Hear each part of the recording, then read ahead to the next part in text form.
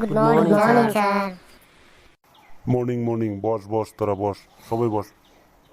Thank you sir. এই ফেসা তোর গালে হইলে কি হয়েছে রে? স্যার গাছ কাটবার যাওয়া হয়েছে। ঘাস কাটবে গেছিস, তোর গালে বউ কি ভাই? স্যার গাছ উঠকা নাকি ওই জন্য একজনের সুপারি গাছে উঠছিলাম।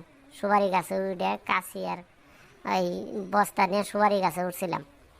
তো ইতিমধ্যে সুপারি গাছালা দিয়ে মাইরা এরম বানাইছে। ও, তার মানে সুবারি চুরি করে গেছিস না? বয়। না স্যার, গাছ দেখতে গেছিলাম। গাছ উঠকা নাকি ওই জন্য গাছে উঠে গাছ উঠতে গেছিলাম। বুঝছি বুঝছি, বয় বয়। এই ফেসা কষে দিই প্রতিবেশী কাক কয়? স্যার প্রতিবেশী এলো যারা পরের সুখে জ্বলে বেশি, অন্যের দুঃখে খুব খুশি, শুনে কম রটায় বেশি, পিছনে কাঠি সামনে হাসি, তাদের বলে প্রতিবেশী। বাহ, খুব সুন্দর করে অ্যান্সার দিছিস দেখি। বয় বয়।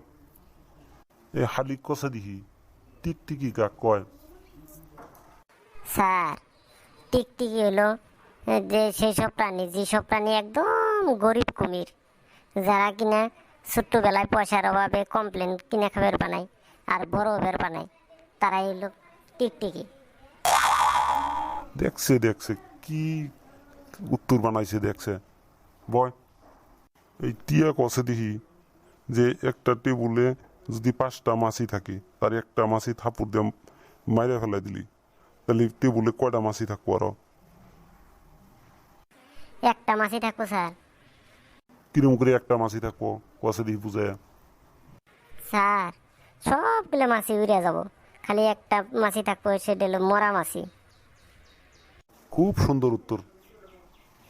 এই দিয়া কষে দিহি জন্ম থেকে বুড়া কেরা? এ তো একেবারে সোজা স্যার, যে আঙ্গের বুড়া নোক। বাহ, খুব সুন্দর উত্তর দিছে দিহি। ব। এই হালিক কষে দিহি উট কই প্রকার? উট 3 প্রকার স্যার। কি কি কষে দিহি? স্যার বলিউড, হলিউড আর নলিউড। বাপরে বাপ, তোরা যে আরো বদমাশ হয়েছিস রে। ব।